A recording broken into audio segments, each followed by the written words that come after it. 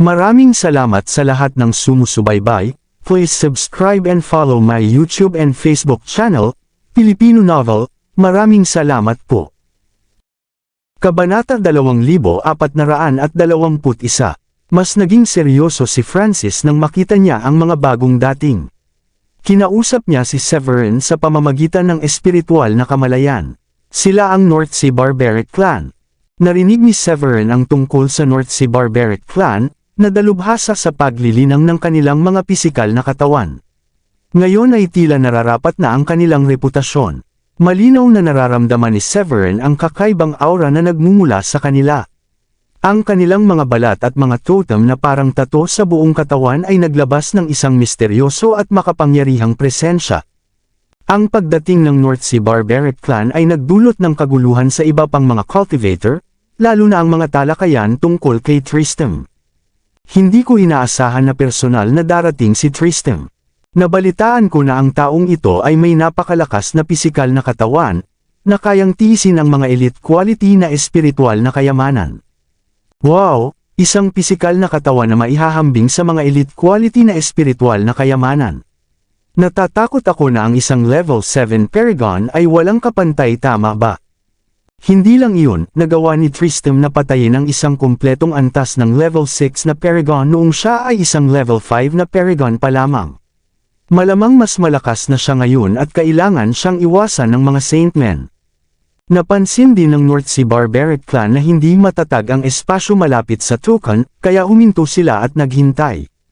Habang naghihintay, napansin din ni Tristram ang grupo nina Francis at Severin. Medyo nagulat siya matapos makilala si Severin at ang iba pa. Si Francis, ang susunod na disipulo ng Grande Uno Sacred Land. Si Severin ba iyon, ang kumpletong antas ng level 4 na Paragon na kamakailan lamang ay sumikat sa Starry Sky Battle Space.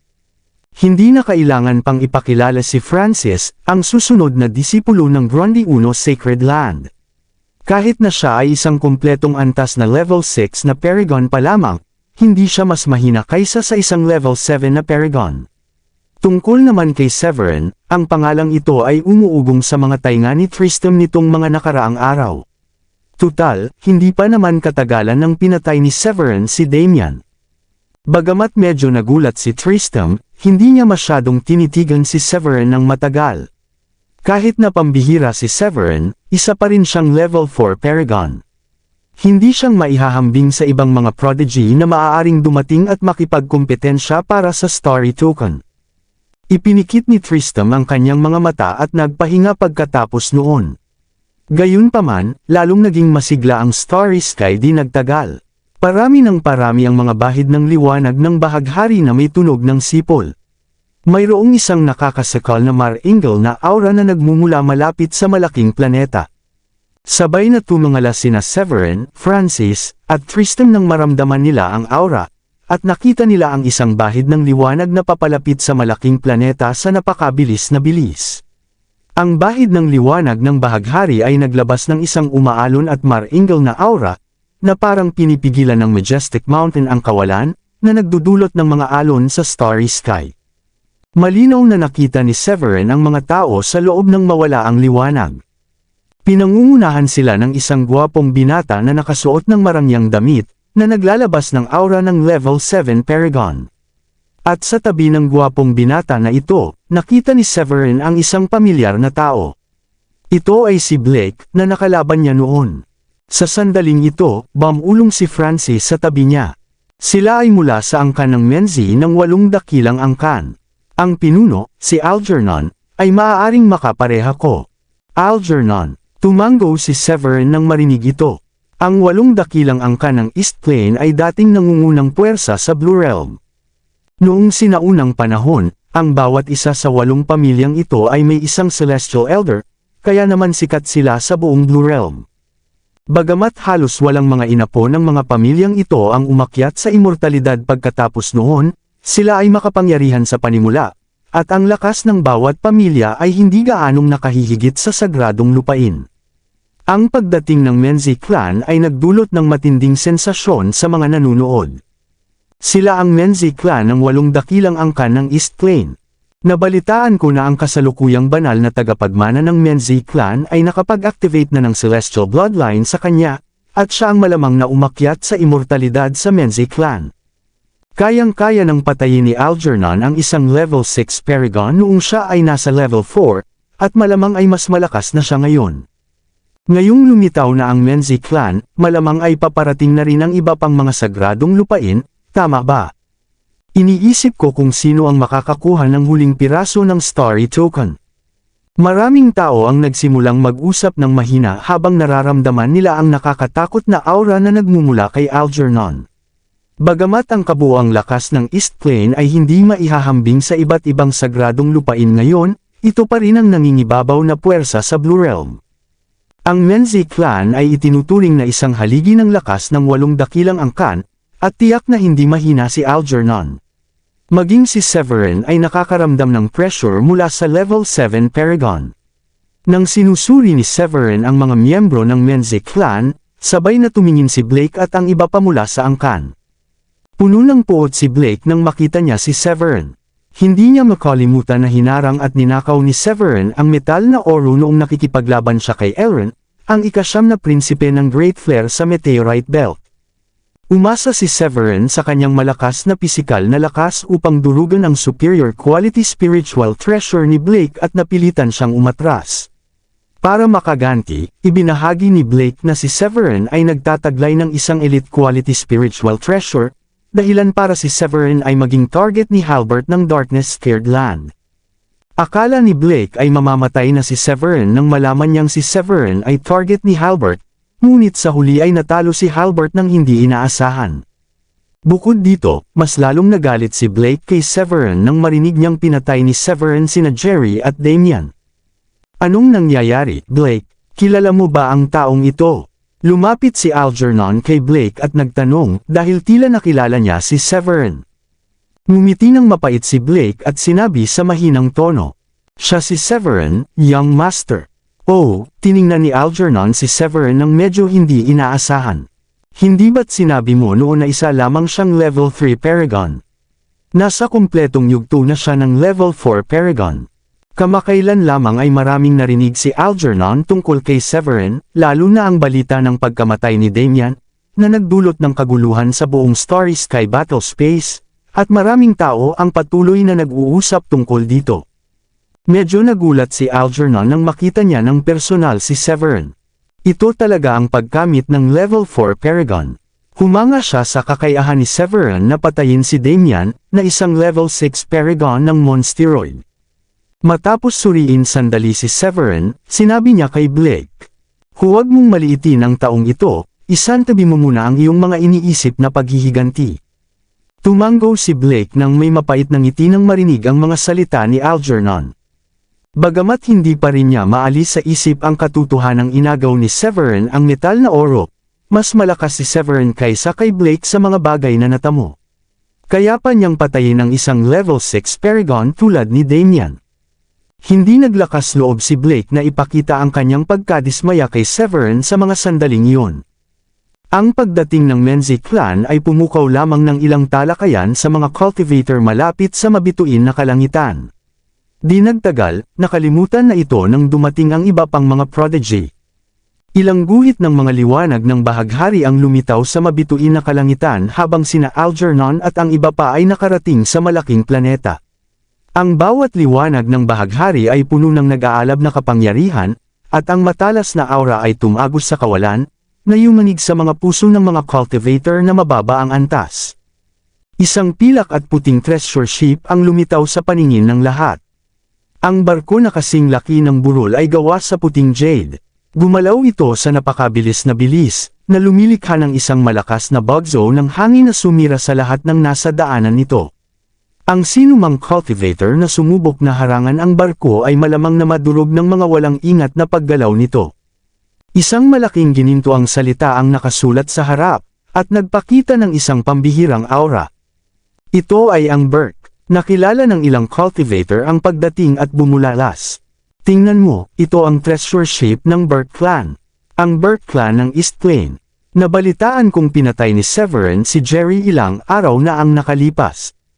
Nandito rin si Severin. Iniisip ko kung maghihiganti ba ang Burke clan. Siguro nasa problema si Severin, base sa personalidad ni Wenzel. Nabalitaan kung hindi lang isang level 7 Paragon si Wenzel, kundi taglay din niya ang primordial solar essence, na sinasabing hindi mas mahina kaysa sa isang top-grade divine constitution. Kasama ang kanyang celestial bloodline, maraming Supreme Paragon ang hayagang nagsabi na may pag-asa siyang umakyat sa immortalidad. Pinatay ni Severin si Jerry, na nakababatang kapatid ni Wenzel.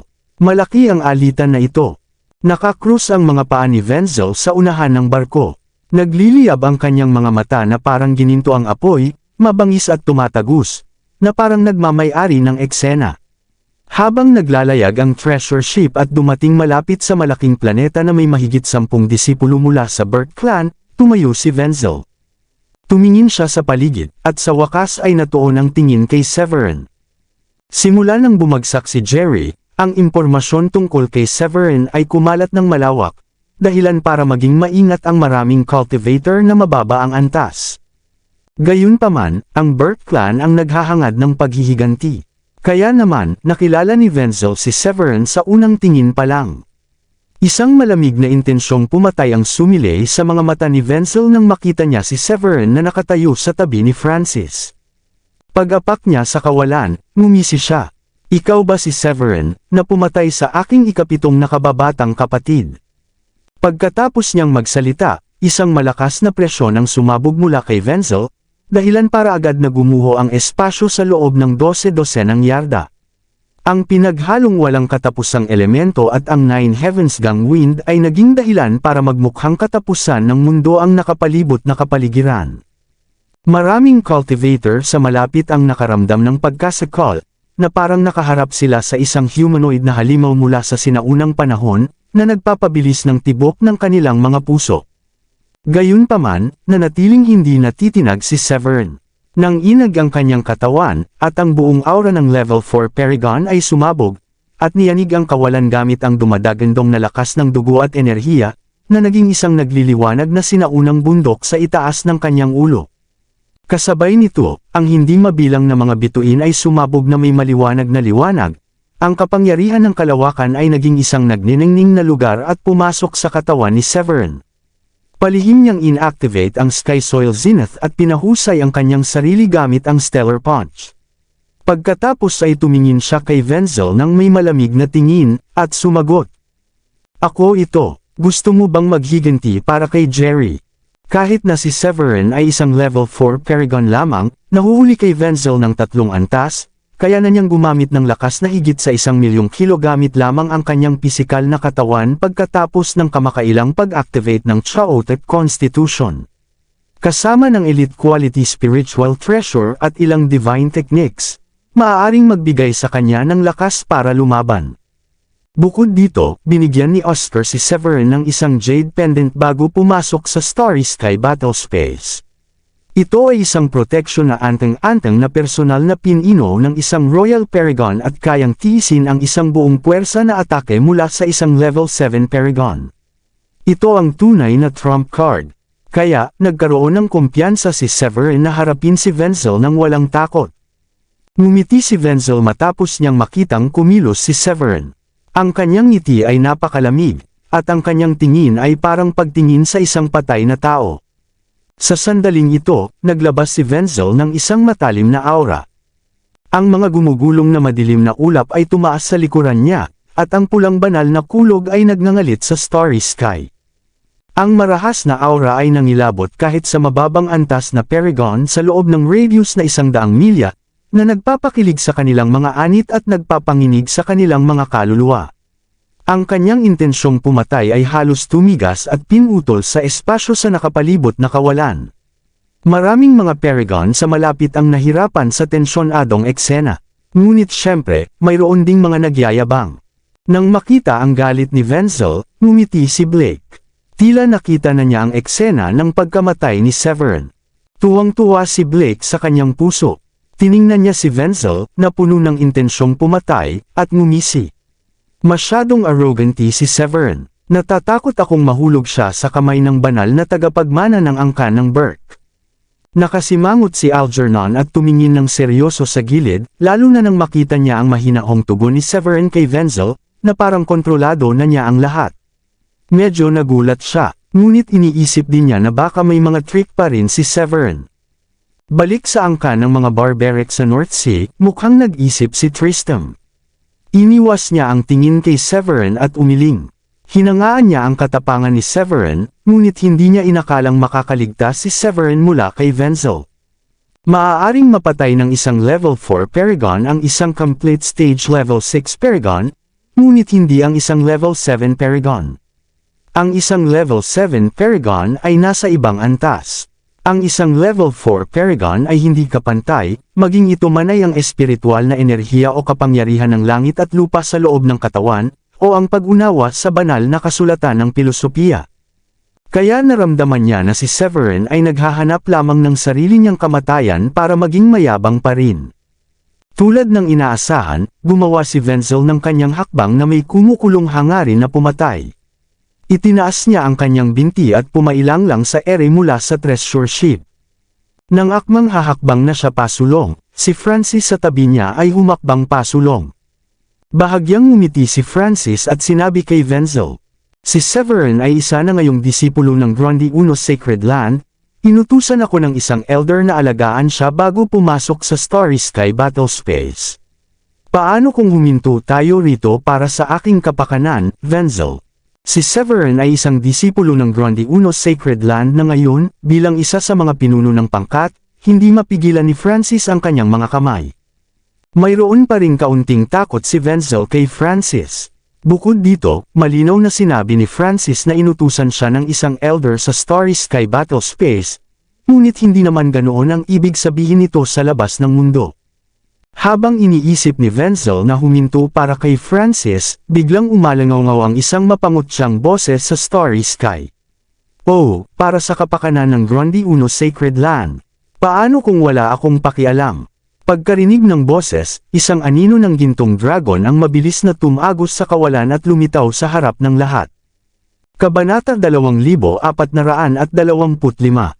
Ang gininto ang dragon na may habang 1,000 talampakan ay pumailang lang sa mga ulap at ambon na parang kulog, at agad na lumapag malapit sa malaking planeta. Nagsalita ito sa lengguwahe ng tao, at ang mukha nito ay puno ng hangarin na pumatay habang nakatitig kay Severin. Ito ay si Drake, ang siyam na kuko na may gininto ang dragon bloodline na kahalili ng dragonoid mula sa Thunder Ratio Monsteroid. Pinangunahan niya ang Monsteroid dito mula sa Eternal Planet. Narinig niya ang pag-uusap ni Wenzel at Francis pagdating niya malapit. Agad siyang humakbang pa harap nang makita niyang plano ni Francis na suportahan si Severin. Ang Grundy Uno Sacred Land ay tunay ng makapangyarihan, ngunit ang galit ng Monsteroid ay hindi rin madaling mapawi. Ang Monsteroid at siya mismo ay nakaramdam ng kahihiyan dahil sa pagpatay kay Damian ni Severin noon. Hindi lamang niya nabigong makuha ang mapa at makuha ang Starry Sky Token, kundi siya rin ang naging sanhi ng pagkamatay ng isang Monsteroid prodigy.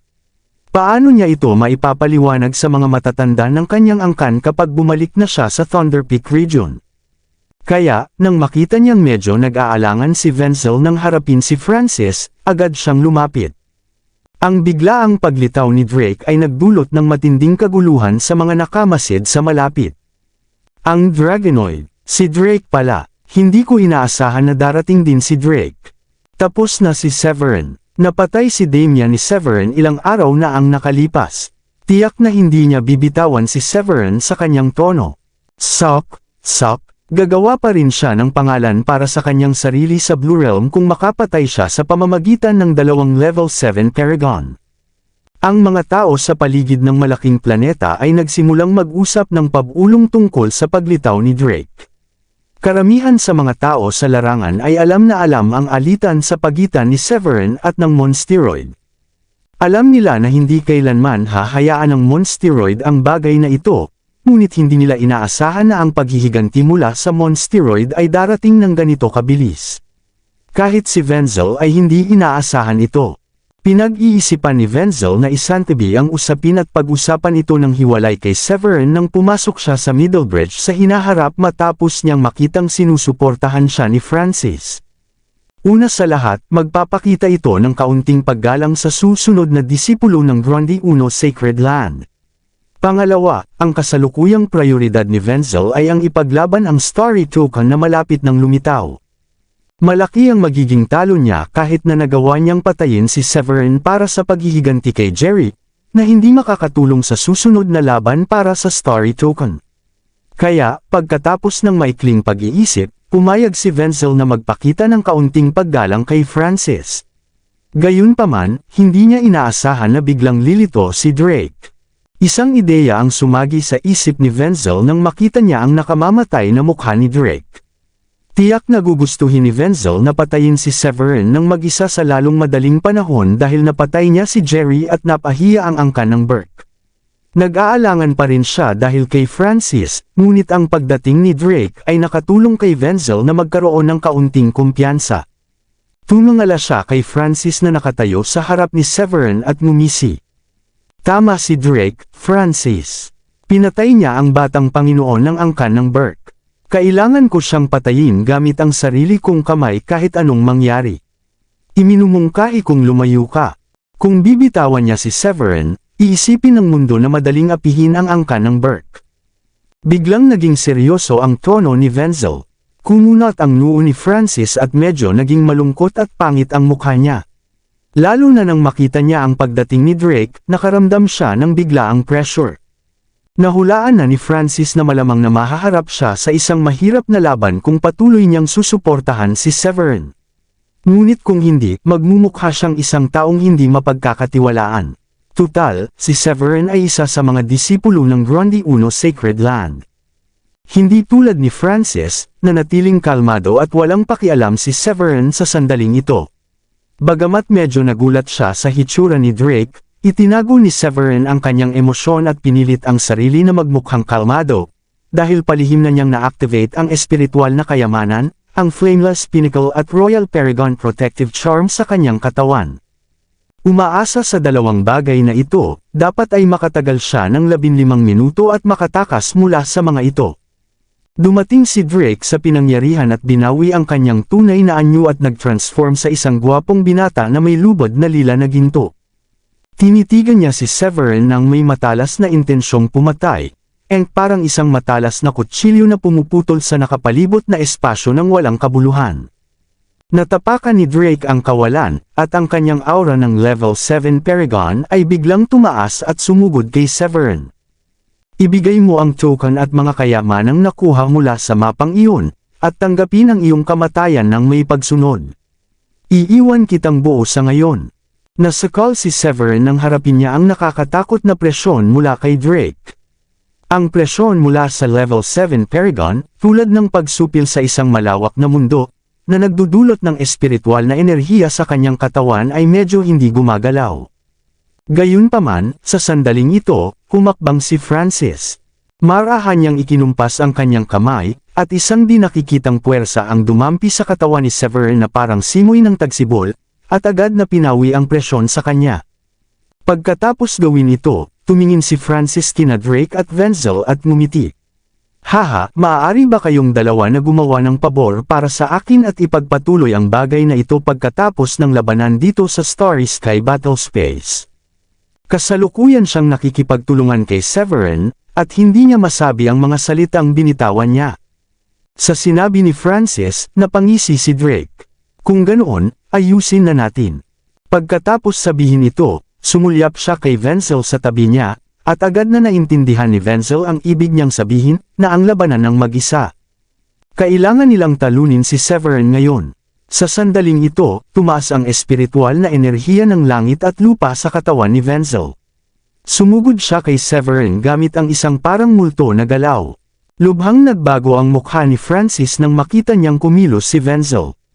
Naghanda na sana siyang gumawa ng hakbang laban kay Wenzel, ngunit si Drake, na kanina pa nakatitig sa kanya ng may pananakot, ay agad na sumugod sa kanya.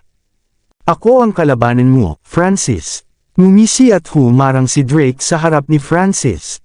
Samantala, naalerto na si Severin nang makita niyang sumugod si Wenzel palapit sa kanya.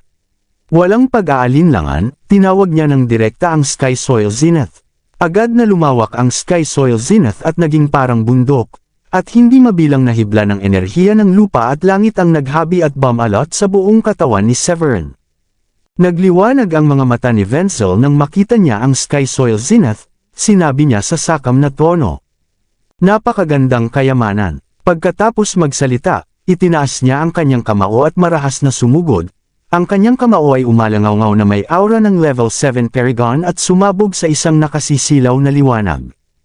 Ang kawalan, na ilang milya ang layo, ay agad na napunit ng liwanag ng kamao, na lumikha ng hindi mabilang na mga bitek sa kalawakan at mga elemento ang sumiklab. Ang marahas na Space Gale ay parang mga walang awang espada, na humahampas sa Sky Soil Zenith sa itaas ng ulo ni Severin, na lumikha ng isang malakas na tunog ng pagkalabog. Isang mapaminsalang pagsabog ang sumiklab at agad na winasak ang mabituing langit. Ang mga cultivator sa lugar ay napuno ng takot at pagkabigla na parang tinamaan sila ng isang mabigat na martilyo habang nasaksihan nila ang pag-atake ni Wenzel. Ang mga low-level cultivator na malapit sa pagsabog ay hindi nakapag-react sa oras at nasugatan at walang humpay na dumura ng dugo. Maging ang mga cultivator na nasa malayo ay nanghina. Sa kabutihang palad, walang namatay.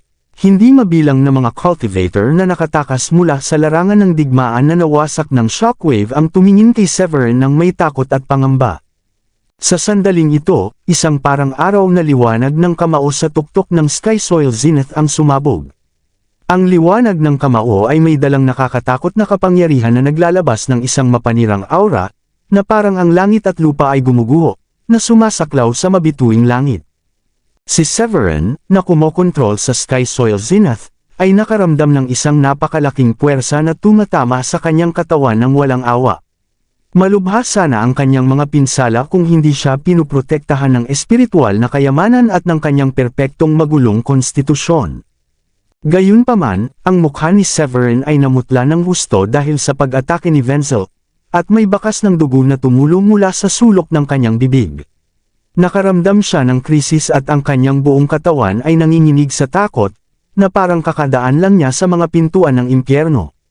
Kaya naman, itinuon niya ang kanyang buong atensyon ng higit pa sa dati. Umungol siya, at ang espiritual na enerhiya sa kanyang katawan ay bumuhos sa mga espiritual na kayamanan sa itaas ng kanyang ulo, na naging dahilan upang manatiling matatag ang protection na aura na pinigilan ng liwanag ng kamao.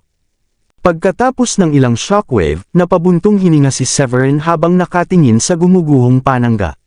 Nakahinga lamang siya ng maluwag hanggang sa matapos ang mga shockwave, habang ang Sky Soil Zenith ay nakatayo pa rin sa itaas ng kanyang ulo.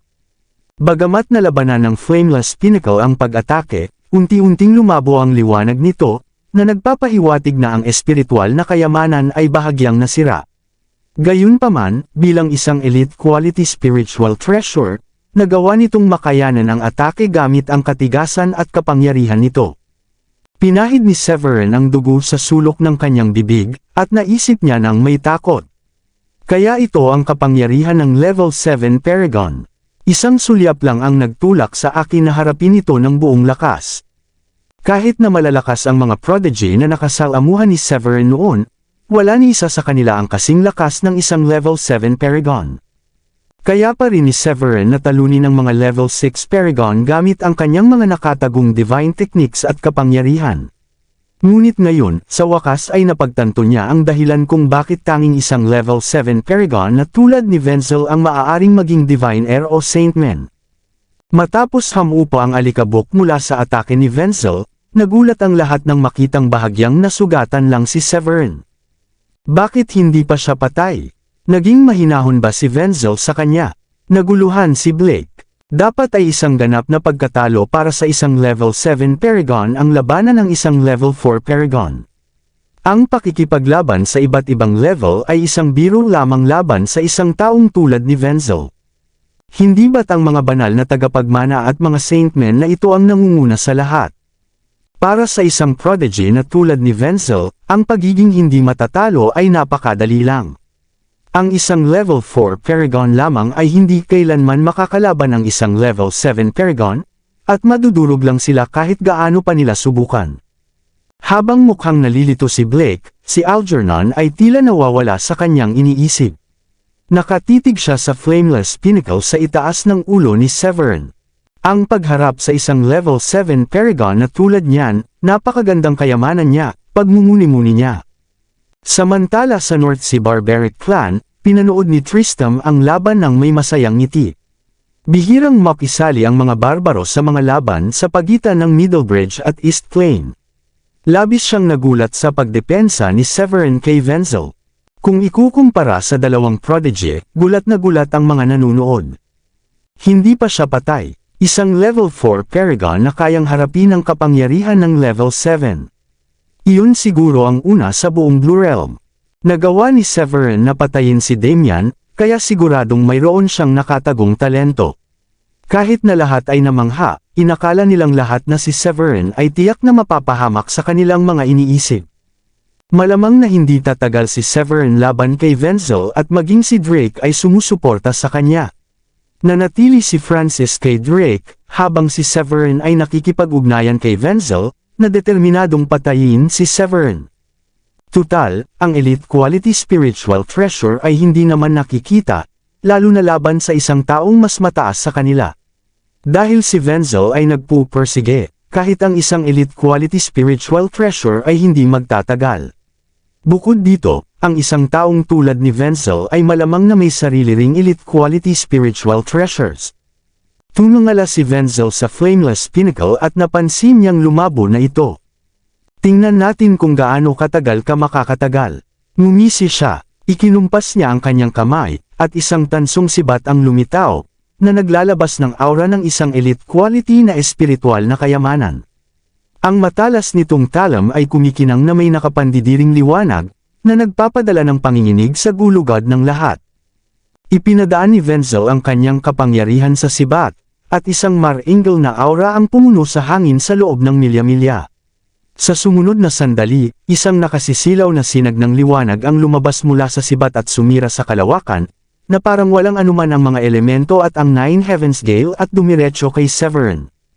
Namutla ang mukha ni Severin nang maramdaman niya ang nakakatakot na kapangyarihan ng sibat. Hinugot niya ang Royal Paragon Protective Charm mula sa storage ring. Ipinadaan niya ang kanyang espiritual na enerhiya dito at isang pag-agos ng kapangyarihan na lampas sa antas ng Paragon ang sumiklab, na pumihil sa lahat ng bagay sa ilalim ng starry sky. Pagkatapos, isang haligi ng liwanag na parang parola sa dilim ang bumangon mula kay Severin, na binasag ang sibat bago pa ito makalapit. Sa sumunod na sandali, isang kakaibang kapangyarihan ng Royal Paragon ang bumangon mula sa katawan ni Severin. Naghalo ito sa haligi ng liwanag, at bumuo ito ng isang kalasag na nakapalibot sa kanya. Sandali na natigilan si Wenzel nang makita niya ang eksena. Ang maharlikang pangproteksyon na anteng-anteng ng Royal Paragon. Naging malungkot ang kanyang ekspresyon. Parang nasa gipit na sitwasyon si Wenzel. Hindi niya inaasahan na magiging ganito kapangahas si Severin dahil mayroon siyang tunay na alas sa kanyang manggas. Kahit na hindi makapasok ang mga Royal Paragon sa Starry Sky Battle Space, hindi ibig sabihin ito na hindi magagamit ang kanilang mga banal na pamamaraan dito. Maraming mga prodigy ang karaniwang may maharlikang pangproteksyon na anteng-anteng na ibinibigay ng mga elder ng sekta bago pumasok sa Starry Sky Battle Space. Tutal, ang mga prodigy na ito ay mahahalagang ari-arian, at ang kanilang kaligtasan ay napakahalaga. Akala ni Wenzel ay isang maliit na tao lamang si Severin. Kahit na may suporta ni Francis, hindi niya ito sineryoso. Tutal, ang isang level 4 Paragon ay hindi kapantay para sa banal na tagapagmana o saintman na tulad ni Wenzel. Wala siyang pakialam na si Severin ay isa sa mga disipulo mula sa Grundy Uno Sacred Land, at ang sagradong lupain ay hindi mangangahas ng pakikipaglaban sa makapangyarihang angkan ng Menzi para lamang sa isang level 4 Paragon. Gayunpaman, sa sandaling ilabas ni Severin ang kanyang protective charm, ang sitwasyon ay lubhang nagbago. Nangangahulugan ito na si Severin ay may suporta at proteksyon ng isang Royal Paragon, na nagpabago sa lahat. Ang biglaang paglabas ng Royal Paragon aura mula kay Severin ay hindi lamang nakagulat kay Wenzel, kundi nagulat din ang mga nanunood. Isang Royal Paragon Protective Charm. Naku, si Severin ba ay pinapaboran ng isang Royal Paragon? Isa itong Royal Paragon Protective Charm. Ang kapangyarihan pa lamang na inilalabas nito ay nakakatakot na. Sinasabing ang bawat pangharang na anteng-anteng ay nangangailangan ng ilang buwan ng masusing pagsisikap ng isang Royal Paragon upang magawa. Tanging ang mga Saintmen at mga nangungunang prodigy mula sa mga dakilang angkan sa East Plain lamang ang mayroon nito. Paano magkakaroon nito ang isang level 4 na Paragon tulad ni Severin? Lahat ng tao sa lugar ay nagulat. Si Blake, na sabik na naghihintay sa pagkamatay ni Severin, ay natulala. Nakanganga ang kanyang bibig sa hindi makapaniwala. Isang pangharang na anteng-anteng para sa Royal Paragon. Naku, may ganito pala si Severin. Matapos makabawi mula sa kanyang pagkabigla, nagmura si Blake sa loob-loob. Maaaring hindi maintindihan ng iba ang kahalagahan ng isang Royal Paragon Protective Charm. Gayunpaman, bilang batang Panginoon ng angkan ng Menzi, alam na alam ni Blake. Base sa pangalan, ang Royal Paragon Protective Charm ay isang jade token na ginawa ng isang Royal Paragon, na naglalaman ng malalim na cultivation at mga pamamaraan ng isang Royal Paragon. Hindi lamang ito bubuo ng isang depensibong kalasag upang protektahan ang nagsusuot sa mga sandali ng pinsala, ngunit maaari ring ilabas ang kapangyarihan ng isang Royal Paragon sa isang kritikal na sandali at magpakawala ng isang mapaminsalang atake. Halos isang apocalyptic power ito nang ilabas ito sa Starry Sky Battle Space. Kabanata 2430. Bilang karagdagan, ang bawat proteksyon na kagandahan ay nangangailangan ng kakanyahan ng dugo ng isang Royal Paragon na likha. Ang isang ordinaryong Paragon ay magiging napakahirap na magkaroon kung hindi ipinanganak sa isang pangunahing kapangyarihan o background. Si Algernon, na nanunood ng labanan mula sa malayo, ay biglang bumagsak ang kanyang mga panga. Siya ay nasa labis na sorpresa. Tila, hindi niya inaasahan si Severin na magkaroon ng isang Royal Paragon Protective Charm. Kawili-wili, tila na ang ilang Royal Paragon ay nakatingin na sa kay Severin. Sa pag-iisip nito, tumigil siya sa pag-underestimate kay Severin kaagad at itinuring si Severin bilang isang prodigy. Sa kabilang dako, napansin din ni Tristram ang nagtatanggol na kalasag sa katawan ni Severin, ang kanyang mga mata ay kumikislap sa isang pag-usisa. Una niyang naisip na ito ay isang menor de edad na insidente, ngunit ngayon ito ay naging kawili-wili si Severin. Grundy Uno Sacred Land, ha kawili-wili, bulong ni Tristram sa kanyang sarili. Kasabay nito, si Francis, na nakikipaglaban kay Drake, ay tumalikod sa kanyang ulo nang madama ang Royal Paragon aura na nagmula sa kay Severin. Si Francis ay nagulat, ngunit huminga rin siya ng isang buntong hininga. Nag-aalala siya tungkol kay Severin. Kung may nangyari kay Severin, hindi niya alam ang haharapin na anumang parusa sa pagbabalik sa sagradong lupain ng Grundy Uno, tiyak na mawawala siya sa mga mata ng mga matatanda. Sa makatuwid, alang-alang sa reputasyon ng sagradong lupain ng Grundy Uno, kinailangan ni Francis na suportahan si Severin. Gayunpaman, sa kabila ng kanyang pagkakamit ng antas ng 7 Paragon, alam ni Francis na hindi niya mahawakan ang lahat. Sa makatuwid, nasisiyahan siya nang matuklasan niya na si Severin ay nagmamay-ari ng isang Royal Paragon Protective Charm. Itinaas ni Francis ang kanyang kamay at sinabi kay Drake, na singilin sa kanya, tulad ng sinabi ko, si Severin ay isang alagad ng aming sagradong lupain, at ang mga matatanda ay may mataas na pag-asa para sa kanya. Bukod dito, kung ipagpapatuloy natin ang pakikipaglaban sa bagay na ito, sasayangin lamang nito ang ating espiritual na kapangyarihan. Kapag lumitaw ang Starry Sky Token, ang iba pang mga prodigy na darating sa ibang pagkakataon ay maaaring sumali sa mga puwersa upang salakayin muna tayo. Kailangan niyang makipagtulungan kay Severin ngayon, kaya kailangan niyang suportahan siya. Kung igigihit ni Drake ang paghiganti sa kanyang sarili at sinubukan na patayin si Severin, walang magandang solusyon si Francis. Sa makatuwid, pipiliin lamang niya na humingi ng isang armistice. Matapos marinig ang mga salita ni Francis, sinulyapan ni Drake si Severin at nag-atubiling tumango. Dahil iyon ang kaso, ipapakita ko sa iyo ang paggalang ngayon at malaya siya, sabi ni Drake. Alam niya na pinigilan siya ni Francis at mahirap para kay Wenzel na masira ang Royal Paragon Protective Charm at ang nagtatanggol na kalasag na ibinigay ng espiritual na kayamanan. Kahit na pinamamahalaang niyang gawin ito, Kumonsumo ito ng isang makabuluhang halaga ng espiritual na kapangyarihan. Bukod dito, ang hitsura ng Starry Token ay tiyak na maakit ang pansin ng iba pang mga prodigy. Kung nagpatuloy silang labanan at ginugol ang maraming espiritual na kapangyarihan, ang iba pang mga prodigy ay tiyak na sasamantalahin ang kanilang mahina na estado. Matapos isaalang-alang ang lahat ng ito, pinili ni Drake na sumang-ayon sa tigil labanan. Huminga ng hininga si Francis matapos na sumang-ayon si Drake na gumawa ng kapayapaan.